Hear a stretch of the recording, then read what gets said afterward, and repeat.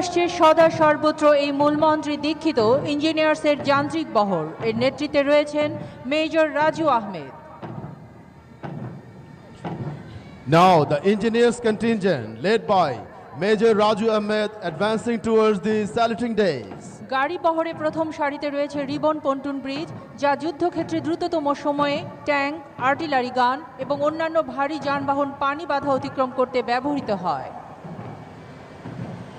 দ্বিতীয় সারিতে রয়েছে মেটাল শার্ক বোর্ড এবং remote control mine clearing vehicle.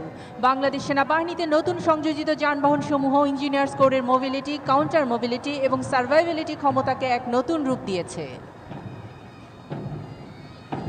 Major S M. Nakib Hasan সিদ্দিকীর নেতৃত্বে এবার এগিয়ে আসছে দ্রুত ও নিশ্চিত মন্ত্রী দীক্ষিত কোর অফ সিগন্যালসের যান্ত্রিক বহর।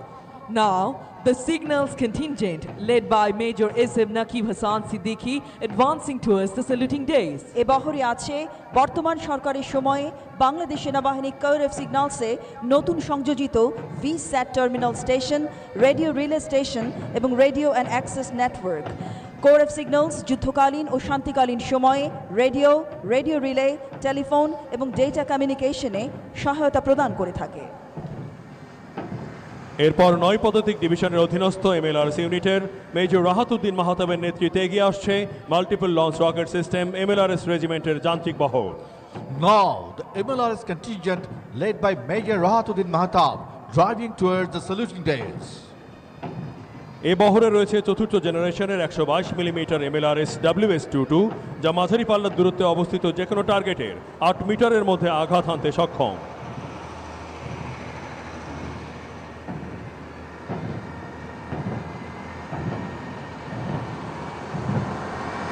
এরপর এগিয়ে আসছে বর্তমান সরকারের সময় বাংলাদেশ সেনাবাহিনীর রেজিমেন্ট অফ আর্টিলারির সর্বশেষ সংযোজন আধুনিক দূরপাল্লার মিসাইল সিস্টেম টাইগার এমএলআরএস, যা বাংলাদেশের প্রতিরক্ষা ব্যবস্থায় কৌশলগত সক্ষমতা বৃদ্ধি করেছে এবং গোলন্দাজ বাহিনীতে এনেছে এক অনন্য গতিশীলতা।